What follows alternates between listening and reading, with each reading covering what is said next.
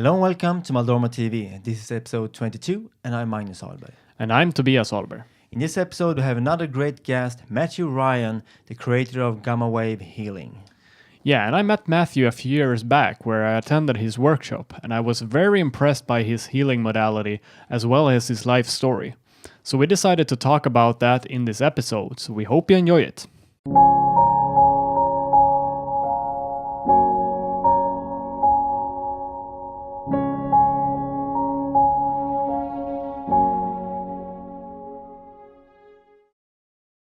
Hello, welcome to Maldorma TV. This is Tobias Ahlberg, and today we have a very special guest, Matthew Ryan.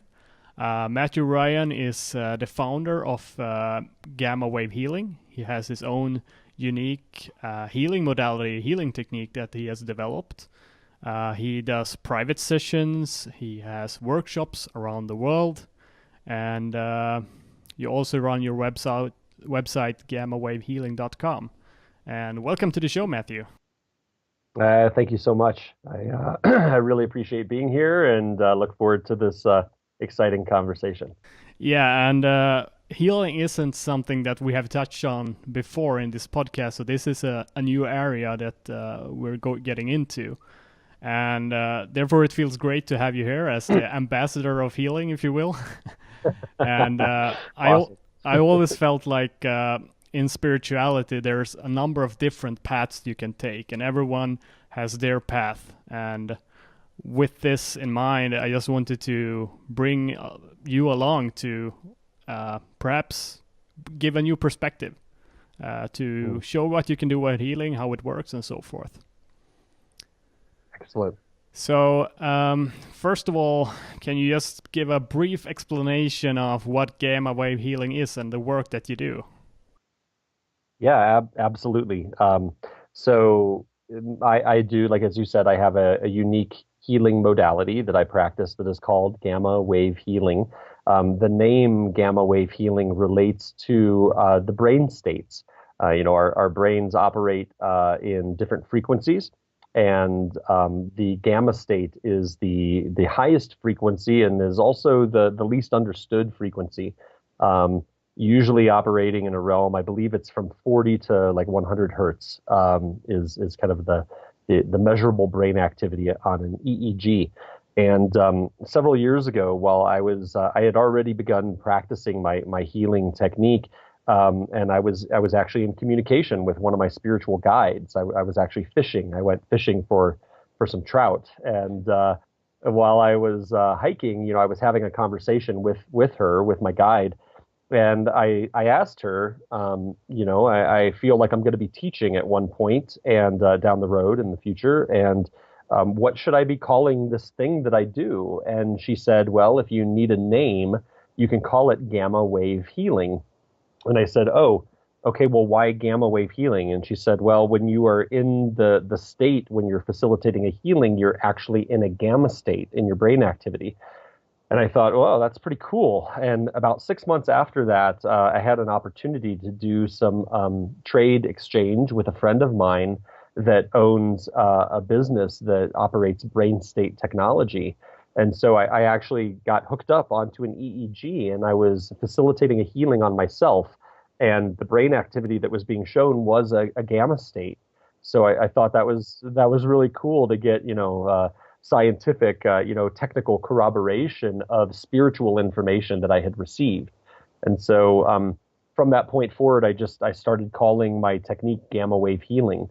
And it has, it since has evolved into a situation, where I have modalities that have been developed that I can teach. It's repeatable techniques in various levels of workshops, and as well, work with clients individually to address healing, self-healing and energetic activations of their energy body, clearing certain energies, and also opening up in communication into like the so-called channel state where I can pull in very high frequency information and bring that to people. So that's essentially the kind of background of like how the modality like got its name, at least, and the very basics of what's involved. All right. And I think it's very interesting that you bring up that you have tried it from a scientific point of view as well, that you actually got hooked up and you could see that you got into the gamma Yeah, state. Because I feel like when you talk about healing, in a lot of cases, it's this hocus pocus thing where people don't really know or understand it. And sure. especially in the West, I think, but also if you look at the East, for India, where I have had most of my interest, where I have studied and so forth, the scriptures and the saints who have lived there, they Hmm. talk about cities, like powers. And for Yes. if you ask a yogi about these powers or these cities, it's not something that's for them. It's scientific behind it. It's not something like a hocus pocus thing, magic that's Not at just all. happening. They understand it how it works, and Yes. so it's. I think we are slowly starting to understand it over here in the West as well. Yeah, I totally agree with that. And I have kind of a quick funny story that is perfectly in line with that, where a few years ago, my son, I have a teenage son, and a few years ago he broke his arm while ice skating. And so when I took him to the hospital, and we were in the emergency room, the orthopedic surgeon that came in, he was an Indian man. He was American, but he was from India, and he asked me what kind of work I do.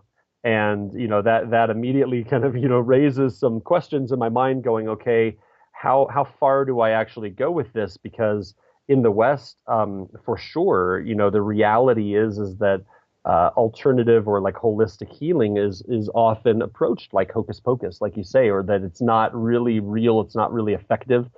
And so I kind of, my response was a little measured to him. And I said, well, I work in holistic healing. And he said, oh, well, with what? And I said, well, with energy.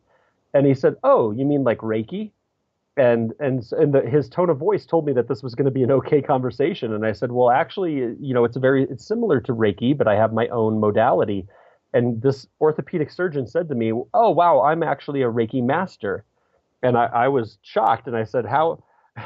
You're a Reiki master, and you work at the hospital in the orthopedic surgeon unit?" And I said, "How do your colleagues, behave with you around that?" And he said, "Well, some of them like to kind of laugh it off, but what I tell them is that in India, we've known about the chakra system for thousands of years." And he said, Western medicine is only about 100 years old. So, like, who's playing catch up here? And so I thought that that was really wonderful that, like this man was a bridge between those worlds. And for myself, I was trained as a scientist. I have a degree in environmental science from my university, and I have a very, linear scientific mind in some ways. And so part of my journey, that maybe one of the most challenging parts of my entire journey with this, has been to reach a place where I trust the information that I am perceiving, like the energy that I'm perceiving, and trusting that it's real. And then taking that, that information and then translating it into the people that I'm working with, and, being able to corroborate the information that I receive. It's very important to me. And so, just like you said, when I had that opportunity to hook up to the EEG and I was shown I was in a gamma state, it meant a great deal to my mind, and it kind of put aside a little bit of that doubt, and really helped me to more fully engage in this path that I'm being guided on. Yeah, and I think that's super interesting that he was into that. And I find that when you are talking about the work that you do, are you? Is it often like that you're hesitant to talk about it? And Not anymore. When I first began this process, I had my own self-judgment and my own self-doubt, that I was moving through, and so I probably would be hesitant like that. I mean, this was only a couple of years ago, and there's no doubt anywhere about the validity of the work that I'm engaged in. But I think the circumstance of, like, this is the doctor treating my son. I don't know if I want to create some weird situation with him, but because of where I live, also, I would like to speak to, the way that our societies perceive reality. And where I live in the United States, I live in Taos, New Mexico, which is kind of like a spiritual mecca in a way. It's like Taos and Sedona, Arizona, and Mount Shasta, California. Those are like the three primary spiritual locations in the United States, energetically speaking. And so I don't have to edit anything about what I do. Even if I'm talking with somebody that maybe doesn't understand what I'm talking about, for the most part, I will receive no judgment.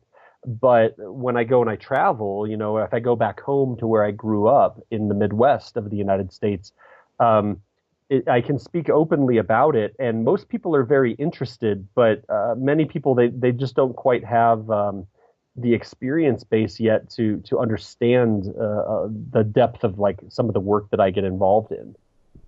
Yeah, and I find what I find interesting is once you start telling the truth without fear, you get into these kind of situations where you just blur it out like, yeah, I work with this. And there you Yeah. have this person who's, he's very interested in it and he has an interest himself. Uh, where if you would act on your fear, you would never get in contact with these people. It's like once you just let go, once you just go with the flow and just speak the truth, the universe will like repay that faith. That's absolutely what I have experienced as well. And part of those initial stages of like moving through my own, doubt, my own insecurity, I was put into several positions with clients where I was being given very specific information, very specific information that I had no way of knowing, and no intellectual knowledge at all. And these were like universal plays. I feel, that like the Leela, that they talk about in India. It's like a universal play to help me to realize that the only barriers that are there are self-imposed. And so, in these situations, every time that I went with the highest level of truth that was coming through to me without editing the truth based on where I thought the person could receive it, every single time it it produced a profound shift for the person that received the information, even to the point of like bringing me to tears, in some cases, because I saw how necessary it was for that person to hear that high level of truth. And once that happened a few times, it really, I kind of dropped a lot of that resistance and just gave myself all in on what was being shown to me. All right. So if we rewind the tape back to where it all started, can you just give like a explanation how you got into spirituality and how you got into what you do today, basically? Yeah, absolutely. You could probably imagine there's a lot of complexity to that story, but we say here in the United States we have these little, like the Cliff's Notes version. The basic version of it is, when I was young, I came into this world different, than other children. Although I do understand that all children come in with abilities that they tend to lose, I think, as they get socialized into their society. But I came in with some abilities. I had regular dreams that would come true. Like I was like dreaming the future. That actually really bothered me. And I didn't share that. I don't remember sharing that with anybody, but I would try to change the outcome, and I could never change the outcome of these dreams. And, so that kind of upset me, but that was definitely an ability. I had several experiences where I was able to communicate directly with animals, and, hearing English in my head and like knowing that I was actually speaking with this animal. So there were things like that were always kind of present with me. At a certain point, I became a very normal child. Those types of experiences didn't happen. But then I started having out of body experiences when I was a teenager, which were strange and not really unsettling, but it was very confusing. Various things like that. So there was always a thread of energy running for me. But when I turned 19 years old, I had a series of experiences that really began putting me forward on a spiritual path. And, at that time, I was an athlete. I played American football representing my university. So I wasn't an exceptional athlete, but athletics were very important to me. Very, social parties, all that whole situation. And I had a few different experiences that really reset me. And so, I began this kind of spiritual esoteric seeking that felt very natural to me. So I began reading a lot, in my early 20s. I discovered Carlos Castaneda, which I would bet some of your readers are probably, or your listeners are familiar with. Carlos Castaneda, this book, Bringers of the Dawn, which is a channeled information about the Pleiades. That was a total activation for me when I came across that book, the Four Agreements, many things like that. And so I was definitely seeking and seeking, and came into contact with a friend who was working as a healer, and I was kind of like, I want what he has. I want to do what he does. After meeting this friend, and beginning to learn some rudimentary techniques, energetic techniques, I moved to Taos, New Mexico with my then girlfriend. I ended up marrying this woman, and we had a family, and we're no longer together now, but very good friends. And so I came here with her, where she had grown up. And in 2004, then I'd been living here for maybe 9 months or something. And in April of 2004, I was out hiking up in the mountains all alone. And I ended up having a close encounter with a UFO. And this was really kind of the pivotal moment for me doing the work that I'm doing now, although it took some years for me to realize the connection. But yeah, that experience was definitely unusual. It wasn't like an everyday experience. I can imagine. Although, yeah, but I had always grown up knowing that like what is shown to us on television and movies about UFOs being that they're going to come here, they're going to eat us, they're going to enslave us, they're going to take our stuff. I mean, I always felt like there was a lot of false information through that. And so when the UFO came down, it just like came down out of the sky. I mean, it was a random, April day, and I was up alone in the mountains, nobody within like a mile of me for sure. I mean, I was high up there, and this craft just came out of the sky, and it came down from somewhere, and it was when I first heard it, it was a very high frequency sound. And because of like the Doppler effect, it was like slowing down and the frequency changed. And so like it went from like a whoa, whoa, whoa, whoa, whoa, whoa, whoa, whoa, whoa, whoa, whoa, it was like a really low frequency pulsating waves of energy. And it was hovering directly above me, like right above the treetops. So maybe 30 meters max above my head. And the craft itself was about maybe 10 meters long, roughly. It was shaped like an almond. And so it was kind of pointy on one side and then like had a blunted round end on the bottom. And, it was really interesting because my immediate thought, it was the lowest frequency I'd ever been exposed to. These were like just low frequency sound waves moving through every cell in my body. And it just like I was more awake in that moment than I'd ever been in my entire life. And my first thought was, wow, that's a low frequency, and there's like the scientific mind. Immediately I was like, wow, that's a low frequency. And then immediately then I thought, holy crap, I'm going to get taken, and but I wasn't afraid, even in thinking that. There was no fear. And immediately I realized, wait, no, they're not taking me. They're actually talking to me. And so I sat there again, like with rudimentary kind of energetic abilities. I was trying to tune in, and I didn't get anything. Like there was nothing that I saw or heard or anything. And so I gave up. Like I just stopped trying, and I just stood there. And this craft hovered above me for about 30 seconds. And then it like rotated. It was like oriented above me like this, and it like rotated, and then it flew up the canyon that I was standing in.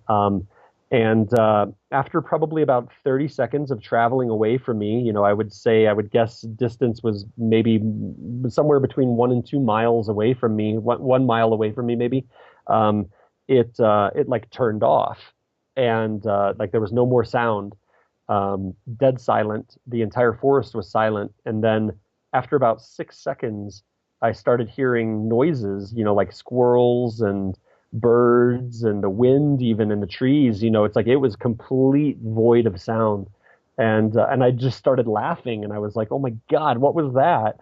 Um, and so from that experience, that, like I said, it wasn't an ordinary experience, but like I just felt like something I'd always known all my life just got confirmed that this is real. And this was absolutely like not an internal combustion engine. This was like really, really, really powerful energy. I mean, the sense of the energy that was generated by that craft could like power an entire city. I mean, it was really a lot of energy. And then fast forwarding, I began in earnest, like learning about energy, and learned a healing modality called theta healing, which is fairly well known modality around the world now. And when I learned that modality, it activated some abilities within me, and very quickly I started doing my own thing. And eventually, now like that occurred. The close encounter occurred in 2004. And fast forwarding then to the year 2009, I made a connection with a woman that became a very close friend of mine and my business partner eventually. Her name is Stacy Kripe. She Satya, she also goes by. She is a very gifted regression therapist. And so we began doing some regression work to facilitate some healing for me in other areas. And it was during my second regression that I did with her, she was told to go back into my close encounter, and which was a little surprising. Like we did not intend to look at that. And so under hypnosis, going back into that experience, what I was told was that there were two beings on board the spacecraft. And this was like a physical craft, it wasn't like a light ship. It was an actual physical like technology. And the two beings on board the craft, that they were star beings from the star system Alpha Centauri. So Alpha Centauri is our closest neighbor. It's very close to us, like little over 4 light years away. I was told then that these Alpha Centauri beings, that they had lived on Earth many thousands of years ago in what we now call Peru. And they built massive pyramids there that were like, they're actually still there, but they're covered in like trees and forest. And we think that they're mountains, but they're actually artificial pyramids. And so these beings, like they're a very, very high civilization, interacting with what we would call like Lemuria or Mu. That's kind of the time frame that they were on Earth. And she literally came forward in time from that time frame.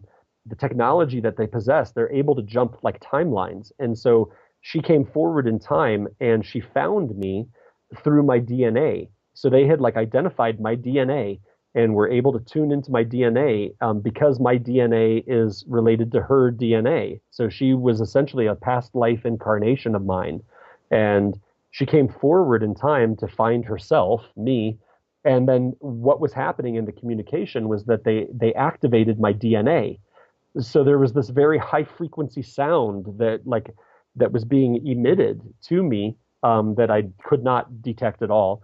And with that very high frequency energy, they activated certain sections of code within my DNA that then over the subsequent years produced the situation now where really incredible healing gifts and psychic sight have come online for me. And it's just continually evolving and changing. So they like really set something special in motion. So when that happened, when you had that event with the UFO, did you feel back then that like there was a shift, like that moment there was something about it just changed, or did this just, as you said, gradually evolve throughout time? It gradually evolved. I mean, the experience itself was a profound experience for me, but I didn't have any conscious level of awareness that like something had been changed within me. And but when I look back on it now, I mean, it's so obvious. It's like I went from being kind of interested in the esoteric to having very strong gifts in being able to help people. And once I stepped into a deeper level of embodiment, and then I received this information in 2009. It was like my mission began to unfold in a new way, and I really Yeah. fully stepped onto that pathway. I recognize that a lot as well because I had a similar experience where you have this profound experience, and when it happens, you just know that this was something important. You can't really, you don't have all the pieces of the Yeah. puzzle to fully explain what happened. But as the Yeah. spiritual journey progresses, you start to get all the pieces of the puzzle, and you can look back like a few years back and just, it was that happened, and you Yeah. kind of get the picture of what happened. And Yeah. when we talk about UFOs and old societies, I'm sure there's going to be skeptics because this Sure. is not something that I guess every person believes. But Hmm. when we look on Earth, and I usually think like this when it comes to UFOs. If you look at all the videos of UFOs and all the stories and whatnot, most of them are probably fake. There's Hmm. probably going to be a good amount that's made up by someone who wanted made up prank. But all it takes is that once is real. If one of Yeah. them is real, then we have proof that there Yeah. exist. So I usually think Absolutely. about that, and if you look how big the universe is, how little we know about it, and I mean, with science as it is evolving right now, the probability of life anywhere else but Earth is just growing by each year. The more they Oh discover, the yeah. more the likelihood is that it's Absolutely. a fact. And when it comes to, you also said about past civilizations on Earth, I think that is also starting to unravel. If you look at the work with Yes. Graham Hancock, for example, I know you like him as Yes. well. Um, Yeah.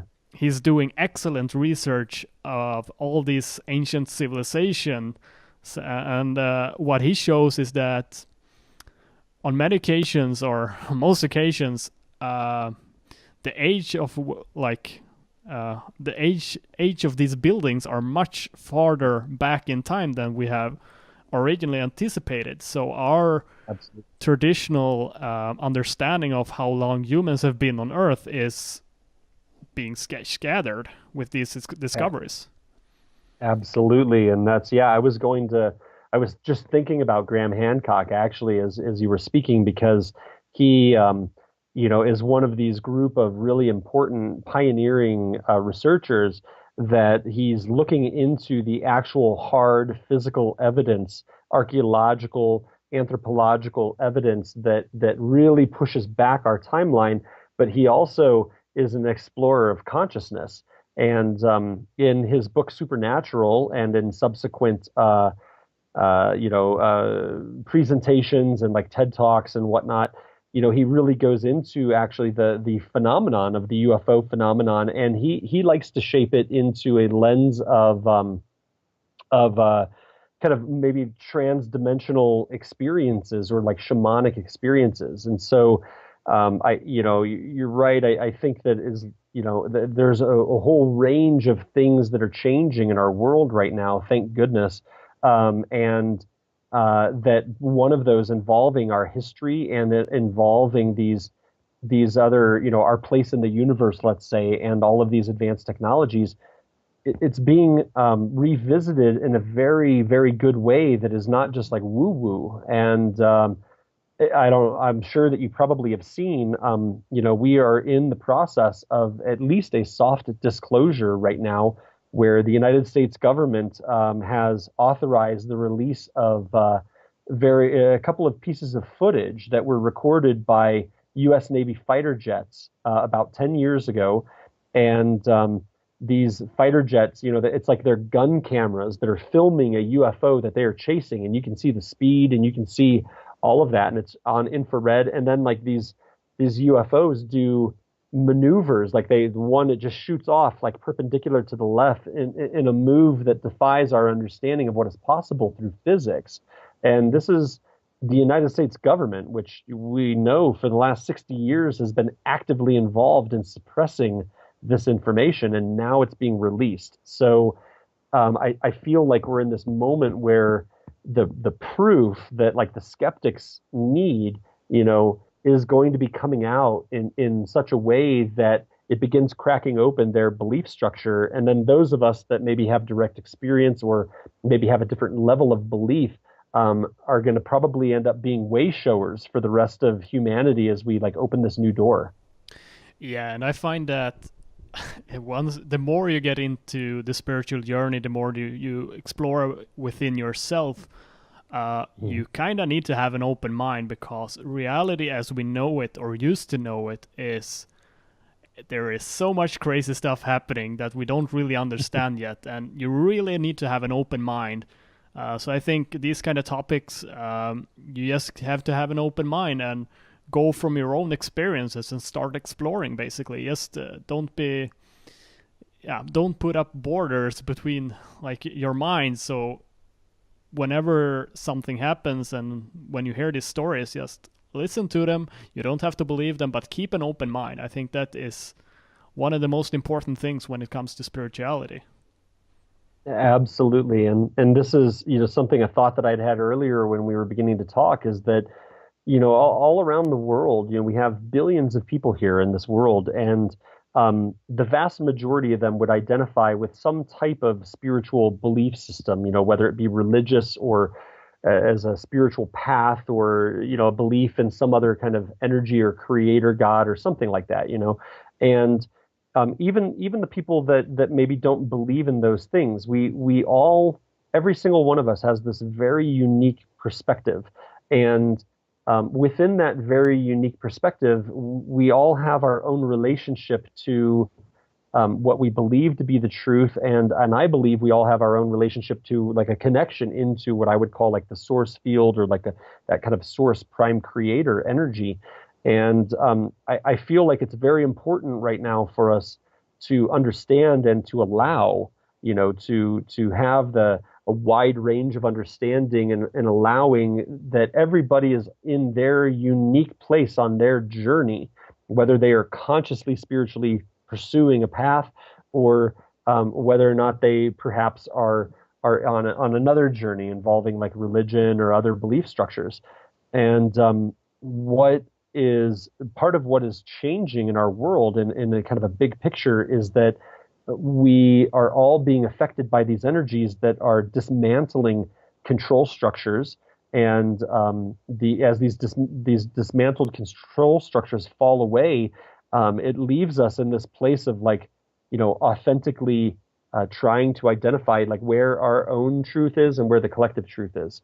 And so it's very important, to honor everybody's perspective and their journey. And then while that's happening, it seems like we are being magnetized towards our own kind of tribe of like-minded, like-spirited people through creating resonance fields. And those resonance fields are like drawing us together so that we can accelerate our own growth however is necessary. Yeah, and I think, as you said, we're all on different paths, leading, I believe, to the same source. Where we end up in the end is we're going to the same direction. And I think there's a yogi called Sri M, which said something which I think is very beautiful, is that there are as many spiritual paths as there are people on earth. So each person has their own journey. So you can't be judgmental of like people going into a different direction. We're all on different paths, but we're all going to the same source. Yeah, absolutely. I agree. All right. So if we jump back a little bit to your gamma wave healing, I've been lucky enough to have a private session with you, and also I attended your workshops, and I think it's really nice. The private sessions was really powerful. The workshops even more powerful, I would say. And what I really like about what you do with the workshops is that you teach this out. I think you said during the workshop that, well, I can't meet every single person on earth, so I just go and teach other people how to do what I'm doing. And I think that's a beautiful approach. Yeah, that's definitely something that is important to me, and kind of at the core of what I'm doing. I may have these abilities, I've had this experience that activated natural abilities in a way that the vast majority of people in this world, they haven't had those kinds of experiences. And so, maybe within my own way of being my own gifts, maybe those are a little bit different or a little bit special. But when I first went over to Sweden to teach, I ended up essentially kind of checking in with my own guidance and saying, how do I take what it is that I can do and make it like repeatable? Like how can I transmit this to people in a way that will assist them in being able to do this, either as healers or just within their own life? And I ended up being given a very specific pathway for me to follow. And within that, as the different workshops developed and as things continue to evolve, to today, that is really the focus, is that the people that perhaps are going to be drawn into this type of modality, they will be, drawn to me through synchronicity or through connection. Those that are able to learn the techniques, they can take that information or those, it's really frequencies. It's like frequencies that get transmitted through me to you. And then when you go back into your home and to your family and to your community, it's like those frequencies can get distributed to the people around you, even if you are not at a conscious level of understanding that I'm here transmitting these frequencies. The energy just kind of emanates through resonance, out of your field. And in this way, we can have a very big effect in helping the world, much bigger actually than me working in private sessions.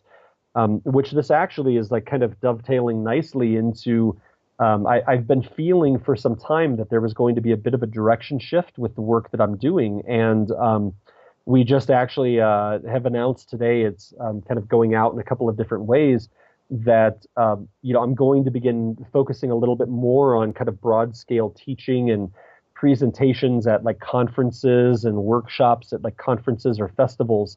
And so I'm really excited about that. I'm not going to stop doing, healing sessions. I definitely love doing the work one-on-one, but I feel like it's really important for us to be able to distribute the gifts and the information that we're receiving and put it out there available to people in a wide way, because people all around the world right now are like, they're really waking up and they're really seeking for truth other than what they've been told all their life. And so that is something that I'm going to be actively, making some changes, like, putting podcasts, putting guided meditations up on my website, maybe doing webinars, so that these things that are being brought to me can be shared in a little bit wider of a way.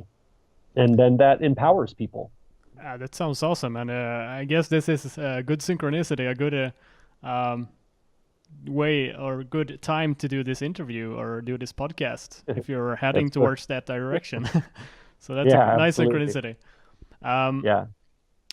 Just regarding a bit of your private sessions, how would you usually work with the clients? Do the clients usually come with a list of these things I want help with, or do you simply go into the room with you and you can like just do a scan or check out what this person needs? Actually, both of those. The private sessions usually are done either in person or done remotely via Skype, or like I use WhatsApp and Viber, any kind of video conferencing. And so when someone schedules a session with me, most often they have a specific desire that they want to look at. They have a specific situation in their life. Sometimes they do come in wide open and they say, I've heard that you do really neat things in your healing sessions. I just want to experience it. So usually what we do, like if we were saying, like, let's say you just have booked a session with me and we're starting right now, usually we're going to talk for a few minutes in order for you to be able to share with me what it is that's on your mind or what it is that's going on physically, energetically. And while we're communicating, I begin receiving information. So this is kind of one of the characteristics of operating in a gamma state is it's essentially like a crown chakra becoming open. And I call them getting a hit. Like I'll say like, oh, I just got a hit about something.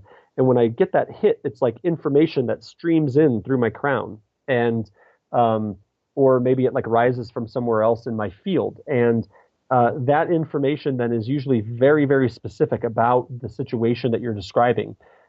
So once we kind of figure out the direction that we're going to go, I almost always begin the session by doing an energetic clearing that I call a hitchhiker clearing.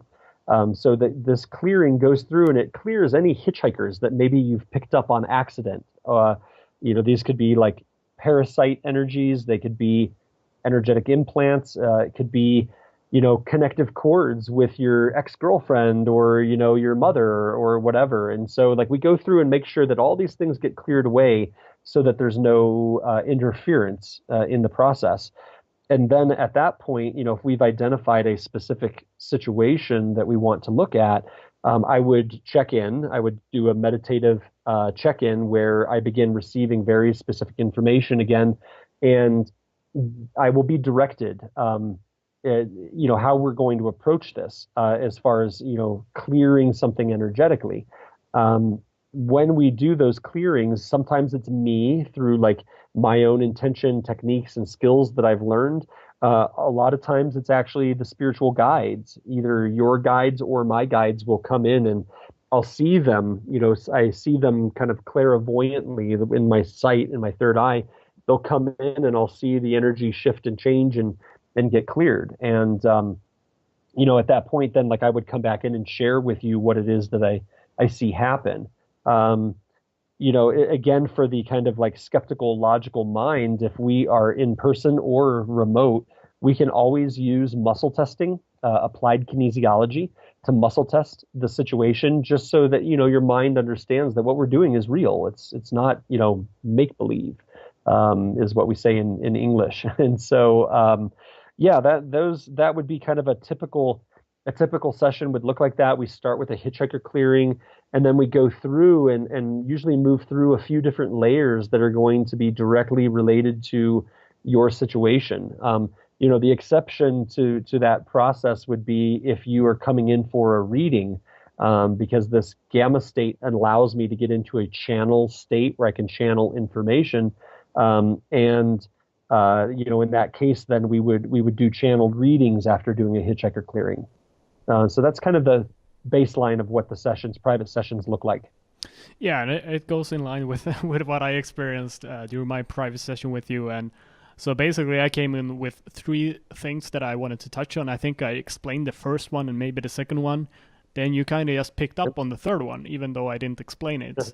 And also, also what I found was that, or at least this is my interpretation of it, is that you, as a person going in, as a client going in for a healing session, you need to be ready to let go of that. So if you have a resistance of letting go of that things that you, let's say you have I don't know, can't come up with an example, but some desire that you want to let go of. And if you're not willing to let go of that, it's not going to work. Absolutely. Yeah, that's a really good point, because even though there are things that I am facilitating, as either like a conduit for the energy or facilitating healing, you yourself are actually doing the healing. Okay. So that's a very important point to understand, in that you have to be committed, to seeing these things through. The way that the techniques operate is that these energetic clearings, they are instantaneous and they are permanent. The exception to that is that the instantaneous thing occurs energetically, but sometimes there's a lag time as it integrates into our physical body in this density. The permanence, it's always going to be a permanent shift unless you yourself continue making choices in how you've been engaging with that pattern of energy. So, like, let's say as an example, let's say self-sabotage. Maybe you have you want to start a new business, but you've got this like irrational fear coming up that it's going to fail. And you look at your past and you've had a couple of other businesses that fail. Well, when we are working with each other, we will identify some patterns of energy that maybe are related to your past. Maybe it's even past lives, like other lifetimes.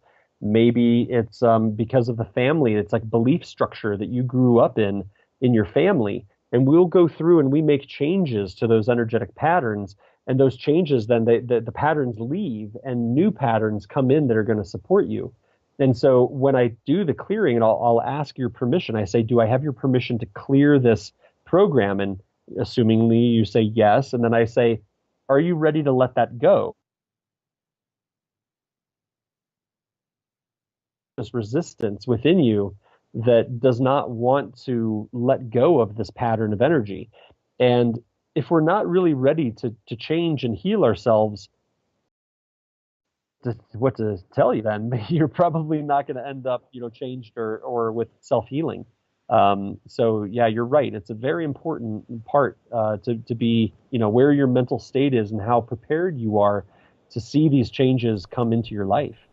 Yeah, and what I found as well is with healing, because there's also, I think, within spirituality or certain areas is, I personally, I have to say, before I met you, I was really skeptic towards healing, and I came in with a skeptic mind with this to your healing session. As you know, a good friend of ours made that connection, so we were able to meet. So I figured, oh, let's give it a try. But I came in as a skeptic, and I had this issue that I had been working on, and I was trying to let go of. I had this willingness of letting it go. But in my mind, I kept having these thought patterns that just, I ended up doing the same mistake over and over again.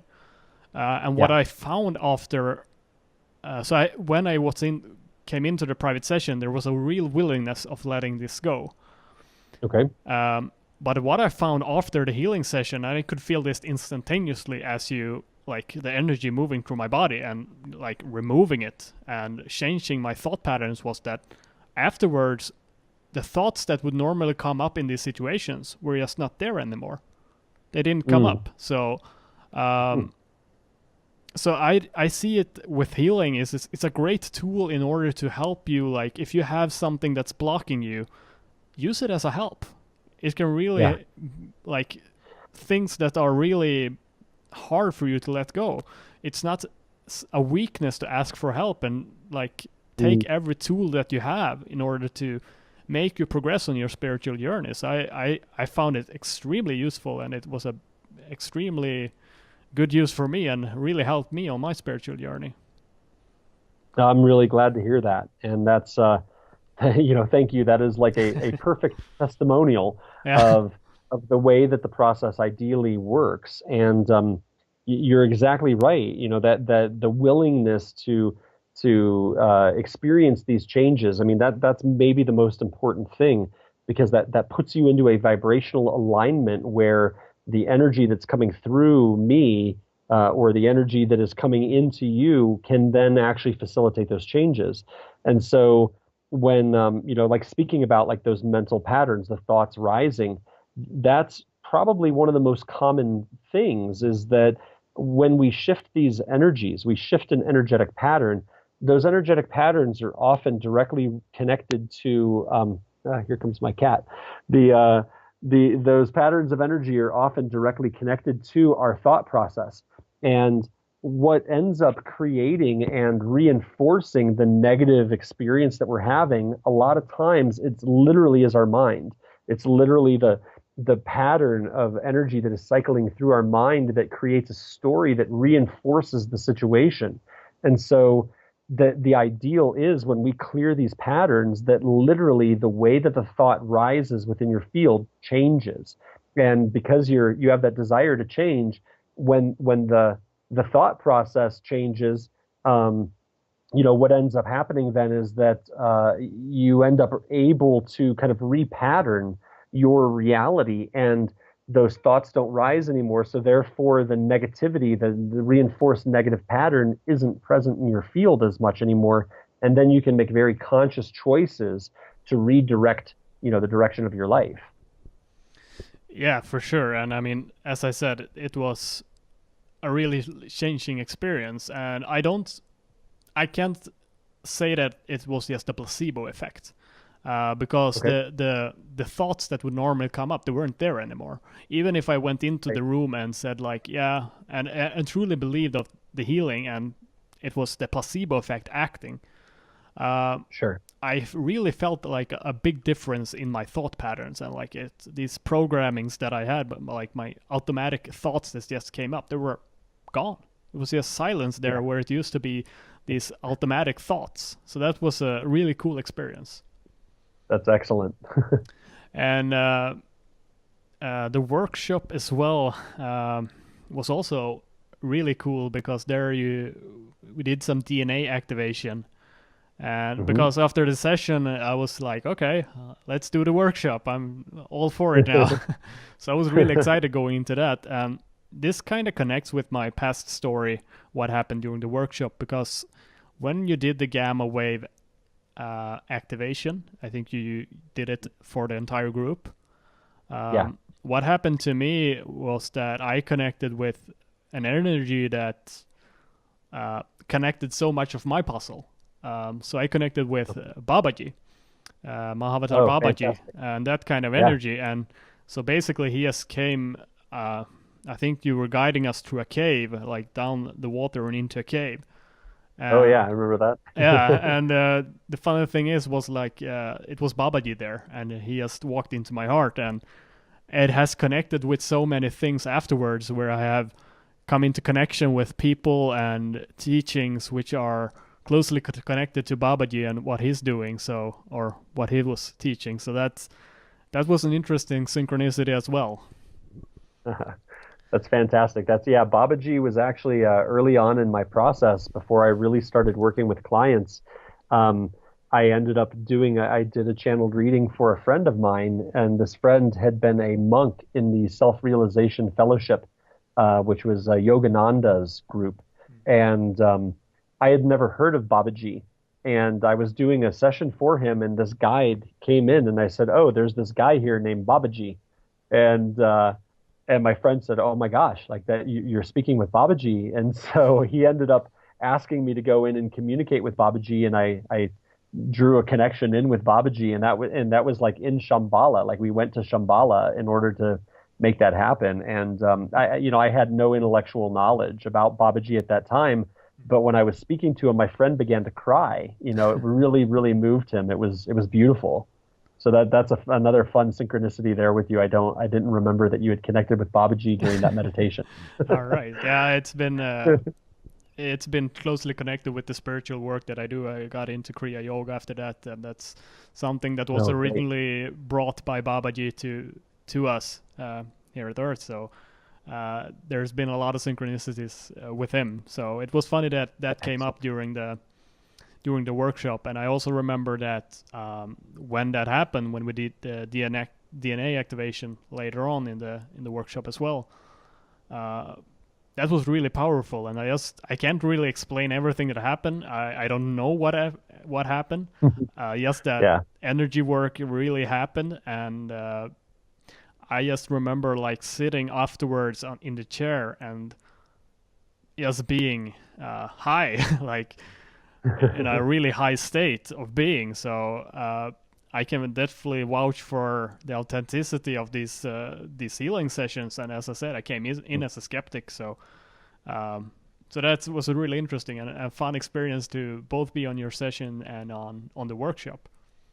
Excellent. Well, yeah, I appreciate that feedback. That's fantastic. Yeah, you guys had a really good workshop that day. Yeah. And I just want to touch on a little bit on because I think you mentioned that the primary source or the primary energy that you work with is I can't remember the name. At least at that time, was it more like Oh, geographical shapes? with was this in relationship to Metatron? Yeah, yeah, exactly. So yeah, that's often called Archangel Metatron or just Metatron.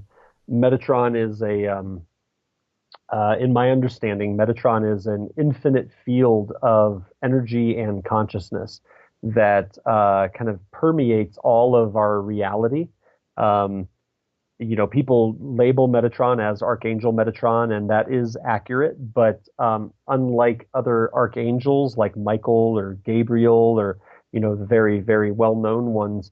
I don't see Metatron ever manifest into an anthropomorphic shape. It's like I don't see like a dude with wings and like a sword. That's more in the realm of like Michael. But Metatron, though, like you said, with the geometries and the shapes, um, Metatron relates to the underlying nature of our reality that is like how frequency or vibration gives rise to manifest reality, like manifest patterns of reality. And so, because of that, Metatron is connected in with sacred geometry, is connected in with, all levels of reality, really. And being a field of consciousness, it is responsive. And so through this work that I've done, I've received these activations and connections in working with the Metatron field, where we can get information. We can also facilitate just incredible healings that will be facilitated through that field. It's a very high density or high vibrational field. So a lot of the issues that we are experiencing here on Earth, it's like we can lift ourselves into that higher state, and then we're just working with pure energy, and there's no story, there's no wounding, there's nothing like that, not even effects like energetic implants or chemtrails or any of these kinds of things, and so then we can work up here, and then we can bring the energy back down, and it will integrate through your field and can produce really incredible changes. Hmm. And when you talk about these different energy fields or these different, like yeah, Metatron, was it that name? Yeah, Metatron, and yeah. Gabriel and so forth. There's I can't remember where I heard it, but uh, the story was that, or the saying was that, you kind of, with these different energies, if you're more into like Hinduism, you're more Mhm. likely to get, like if you have a physical expression of these energies, you're more likely to see a like Ramana Maharshi or Neem Karoli Baba or these saints that you associate with these energies. But if you're Mhm. more into like the Gabriel and so forth, you're more likely to see that kind of energy. So I think Sure. we are talking about the same thing. It's just Yeah. different forms of the same source. I agree that is, there may be certain things like, like I said, like a frequency field for Metatron, like that may be like we could identify that universally as Metatron, but the way that those energies manifest for people, I think you're exactly right. That we tend to filter our reality based on, who we are, where we've come from, what experiences we've had. Um, I actually like just as a quick example, I had a regression that I received probably about a year ago. My friend Vibeke, who she is a regression therapist and hypnotherapist that lives in Denmark, and she was doing a session with me over Skype, and suddenly this being presented itself, and this being was just like magnificent. This was a light being of a very, very high level. The energy was just extraordinary, and as my perception began to shift, I saw this being kind of standing with like a human body, like human legs, human body, but it had like six arms, like so multiple arms, and like this amazing head, but it was all like a rainbow light body. And when I asked, I said, "Who is this being?" Like I'd never seen anything like it. And I said, "Who is this being?" And I was told, "This is Ganesha." And I was like, oh, okay, because my image of Ganesh, is typical elephant head god, sometimes with multiple arms, but like a human body and an elephant's head. And so that's a perfect example of like at the pure energetic level, this was a being that transcended all images, and it just is, and yet through the lens of the normal perception, the way that this being is portrayed, you get these symbols that kind of summarize, or embody those energies, and yet underneath it, the actual authentic being that is embodying that Ganesha energy probably crosses over into all traditions around the world, and just has different names. And so that was a really neat experience to like awaken into that understanding. Yeah. And I think that if you just go back to the workshop where we were working with perhaps the same energy in the room, but my expression of it was Babaji because that resonates with me. Perhaps some past lives or whatever. That's just the reason why I connect to Babaji. But the person next to me, like, might be a Christian and he might see Jesus, for example, or Yeah, the next person might be Hindu and see Ganesha or whatever. So absolutely. I think that it's I think it's just an expression that resonates with you, and so you can like take in the energy and just translate it from the source, from the energy into something physical that you can process with the mind in an easier way. Yes. So when you do the healing, is that your spiritual practice? What is your end goal, if you will? Why are you doing this? Is it to help people, or do you have like in Hinduism they talk about self-realization and they talk about God realization within Buddhism and so forth? Is this something that you're thinking about as well, or how is your thoughts going on that area? Yeah, that's a good question. I think both of those maybe that the work that I am doing now. Absolutely, I believe that this is related to kind of a broader spiritual mission that I came into this world with. Um, I have uh, some of those experiences, some of the knowing that I had when I was very young. I recently, well, I guess it was a few years ago, I had a very clear, lucid memory from when I was like 5 years old. And when I was 5 years old, I knew that I was here to change the world. And it wasn't like, because I'd been watching movies or there was a definite knowing that like I was here for a very specific reason. And I forgot that reason. And then I've had to remember that reason. Um, so part of my understanding is that, that I am here, as like what we call a light worker, that I have come here very specifically in order to help bring maybe certain frequencies into this world to facilitate helping other people access certain frequencies, all of which is ultimately intended in generating awakening. So there's a mission element that for sure that I am enacting by doing the work that I do. Um, Simultaneously to that, there's also my own personal journey where I've walked in this world with a tremendous amount of grace. The trauma that I've experienced or the challenges that I've experienced, they pale in comparison to some of the traumas and challenges that other people have to experience in this world. And so I've been held in a very like grace-filled, very safe way through a lot of my life, which has allowed me to explore a lot of things. I had a family that I grew up in that was very much always encouraging me to do what it is that I wanted to do. So even though I have a college degree and I'm not doing anything related to my college degree, my parents still support me, in the fact that I'm following this other path, even if they don't really understand it. And so, I've been supported, and I think all of these circumstances of my life have brought me into a place where I know that there is a path of self-awakening that is my path. And ever since I was young, I had a deep sense. I didn't know how to translate it in the same way that I do now. But even when I was young, I knew that this wasn't like a karmic incarnation of mine, that I was just going to be like recycling and balancing karma, and that I get to come back another time in order to like heal that wound between me and my sisters or whatever. It's not like that. It feels like there's an opportunity that's available, to me as an individual to wake up out of a dream. And my work is a vehicle to like propel me forward on that path of self-realization.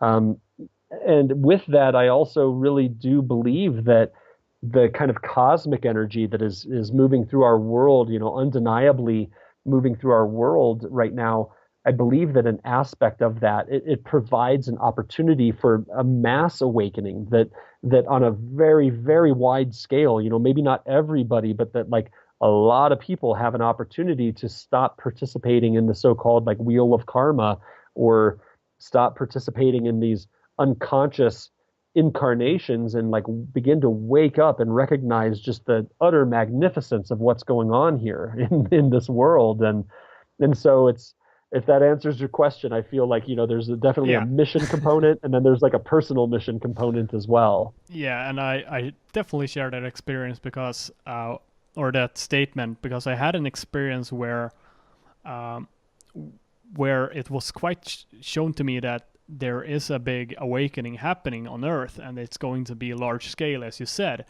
And I kind of had this feeling like what I'm doing here is just to try to make other people aware of this awakening, of this thing over there that we're running towards. Like, and the beautiful thing about it is, if you look around the world, previously you might have enlightened people here and there. Like you have Jesus, you have your Neem Karoli Baba, Ramana Maharshi, and Martinus, and all these kind of people who are Uh-huh. awakened, who had like planted seeds of teachings for us to look at. But what I saw Sure. in my experience is that this is going to be a grand awakening where a lot of people Yeah. are going to start waking up. And it was just what I saw in the experience was that like I was running to or looking at this like the self-realization or the understanding of who you are, and instead of just going by myself, I started to look around at all the people like, come on guys, look at it up here, it's totally awesome, like come on, let's go, because that kind of experience is going to be something unique, where you have this grand scale of people all experiencing the awakening. And that Yeah. is, it felt so more satisfying than going alone on this journey and realizing it, than Yeah. it felt more satisfying to just bring a lot of people in. Like, we're doing this together. It's going to be such a large scale. Like, the phrase that kept coming up was the perfect awakening. And we're Mm. going towards the perfect awakening, where we are just gathering everyone towards the same goal. We'll see Yeah. how that ends out, but that was just a cool experience that I had, and really powerful as well. Um, so I share your statement on that subject, or that yeah. Yeah, I think that's awesome, and that is exactly what I'm perceiving. And my friend Stacy that I had mentioned that I'd done the regression work with, she has a very strong connection into India, and she told me a little while ago, this is a few years ago, she said that in India, as they understand the yugas, the way that the yugas move through, that if we are in the tail end of the Kali Yuga right now, that the Kali Yuga maybe being and correct me if I'm wrong, but maybe being like the summation of like the biggest separation between like the spirit, like the human spirit and like the creator spirit. And so in that like separation, that illusion of separation, you get more awakened beings begin to come into the world in order to create balance within those frequencies. So what we end up seeing now is that we are seeing a mass awakening that is like a wave of awakening that's moving through our world. And you're right, like those great teachers, those avatars, that they anchored frequencies into our world through their teaching, through their practices. And now what seems to be happening is like it's not necessary for like the big grand teachings. It's more, what's more necessary is the mass consciousness shifting and beginning to realize that there's something entirely different going on here than what we've been told. And Yeah. And yeah, once you go down the rabbit hole, it just the more you find out, the yeah, more the bigger, the greater. it's So it's much it's more interesting down the rabbit hole than above the rabbit yeah, hole. for sure, So for sure. Um, so that answers the end goal, I guess. And I think that's really interesting to have covered that. But so you basically see healing as a tool for you to like help people wake up. Is that a fair statement? I would see it as a tool to help people wake up. There's something around the healing work that feels like is deeper within me as a core mission. That it's something maybe related to like the service to others, alignment, or something like that. It feels like it really does bring me joy to be in that type of dynamic with the clients. Um, but yeah, the things that have come through me, whether they be specific, techniques for healing or different teachings, whatnot, it feels like it is all, moving us closer and closer towards that kind of mass awakening or individuals awakening within the masses.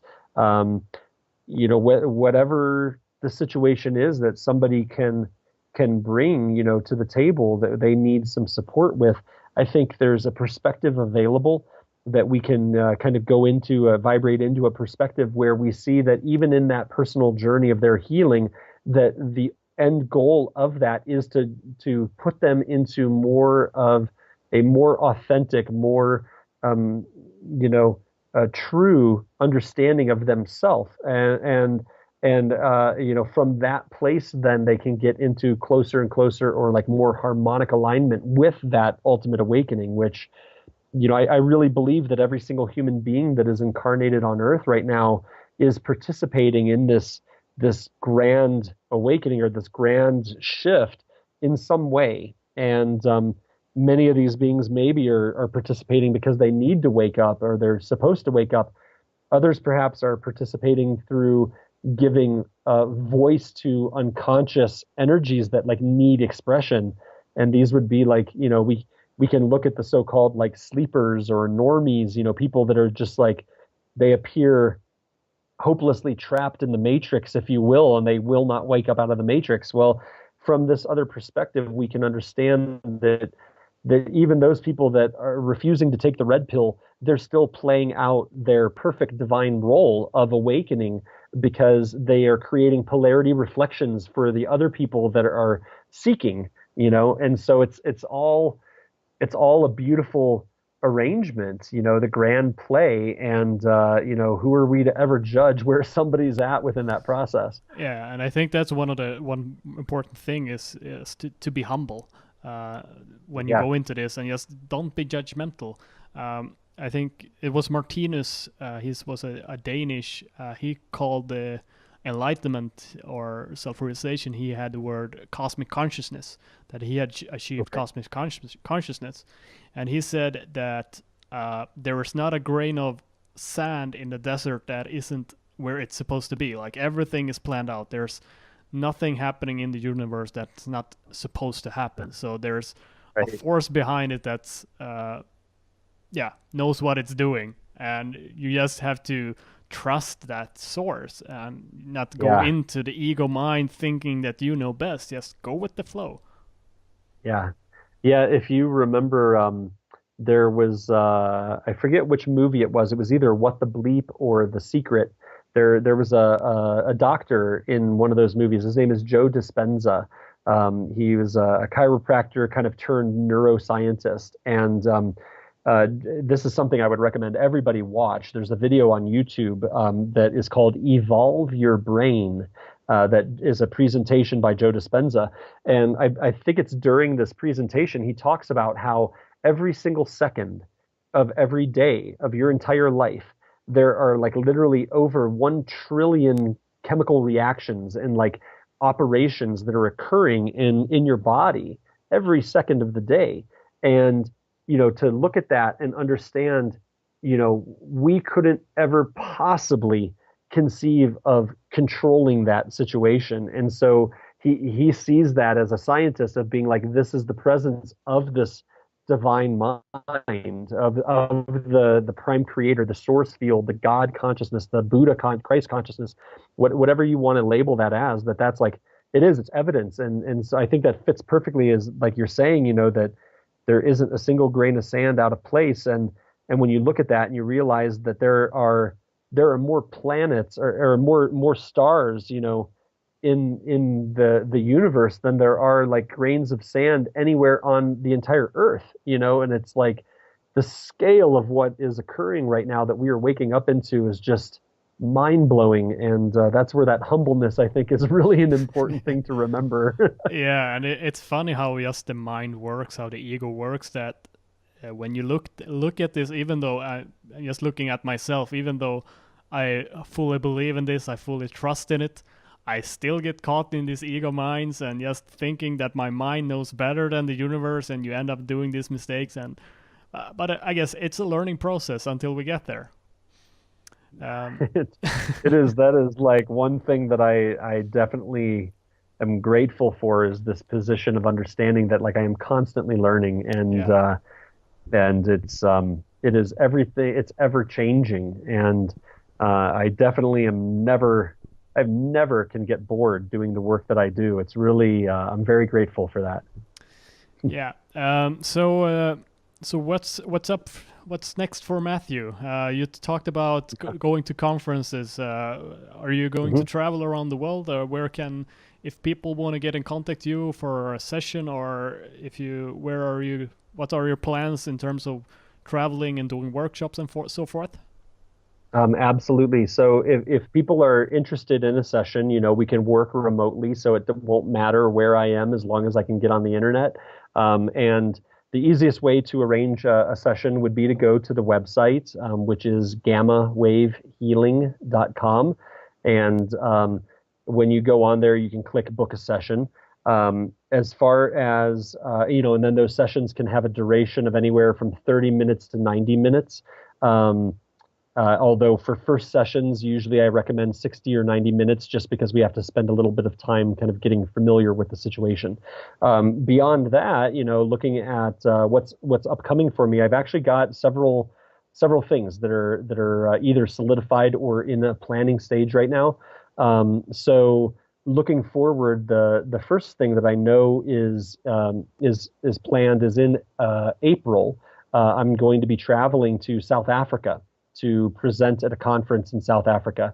So I am good friends with the South African researcher Michael Tellinger, and he and his partner have put together a really incredible festival.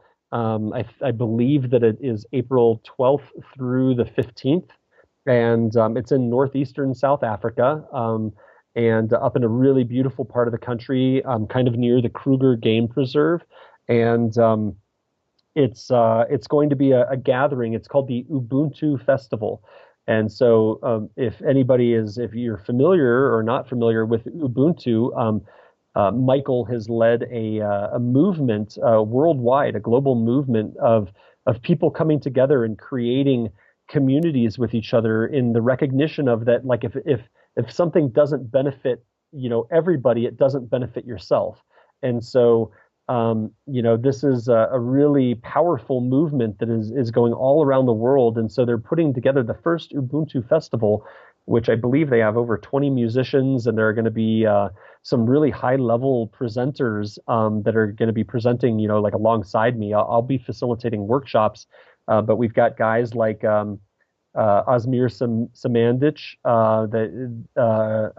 Samir Osmandic, that does the Bosnian pyramids. He's been the researcher at the Bosnian pyramids, and Michael Cremo, like talking about our ancient civilizations. Michael Cremo, that wrote the book literally on the forbidden archaeology. Archaeological evidence that is rejected by the mainstream because it doesn't fit the narrative. And there are many people that are going to be presenting there. Lots of different workshops. It's going to be very exciting. So that's I know that you can check that out on ubuntufest.org is their website for dates and times, locations, etc. So that'll be in April. I expect then in May that I'm going to be coming back to Scandinavia and seeing clients and seeing friends. So at this point, I will be in the Stockholm area. I will be up in the north in Örnsköldsvik, and we'll be visiting some friends and maybe some clients down in the south near Helsingborg or Malmö. And then we'll see if I can arrange it as well. I would love to go back and see my friends and clients in Denmark, in Copenhagen or Odense. So that looks like I don't have the dates specifically arranged for that, but it looks like it'll be coming in the beginning of May, going from Stockholm up to the north, back down south, and then coming home.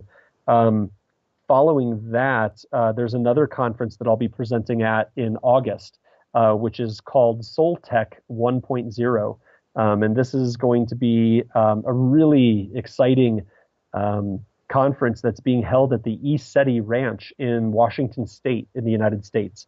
So if you're not familiar with ECETI, it's ECETI, which I believe stands for Experiencing Contact with Extraterrestrial Intelligences.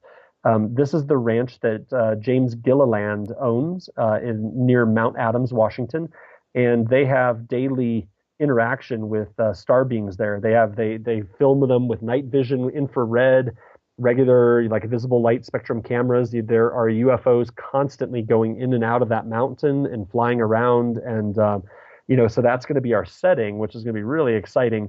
But the conference itself is going to be geared towards having people helping people to realize some tools for their own self-awakening, providing them with tools, providing them with techniques, with information, so that they can begin this journey, or move farther along on their journey of self-awakening. And so, there are going to be some very, very interesting presenters and workshop facilitators that are on board for that. And that is in August. I think it's the 9th through the 12th, if I'm remembering correctly. So those three situations are what I already know that is coming. If anybody would like for me to come and speak and present, either in association with those locations, or if you have if like, let's say you're in Ireland or something and would like for me to come to Ireland, I mean, I am absolutely open and available to traveling, as long as we can gather a few people, either, for a workshop or, for a presentation. So I would be happy to entertain any of those questions. And if they want to get in contact with you, the best way is just to go to your website. I think there's a contact page there where you can get in contact with you. Exactly, yeah. And my email is Matthew, which is MATTHEW @gammawavehealing.com. And that's just to spell it out as GAMMAWAVEHEALING.com. And so that's an easy way, but you can just click contact. Yeah. I think it says make contact actually, and you just you click that, and then I'll get notified. Perfect. So I think that's we could we could stay here talking for hours upon hours. It's so interesting to talk to you as always. I really enjoyed having you on the show, and I hope you enjoyed this as well. Absolutely, it's been a pleasure, and very excited to see what's happening in this world. It's so exciting for me to go travel and to connect in with people in other cultures and realize that everybody around the world is moving through this shift, just like I see here in my hometown. I see it in the United States, and it's very exciting, and we are all in this together, Yeah, and for sure. That's maybe the most exciting thing.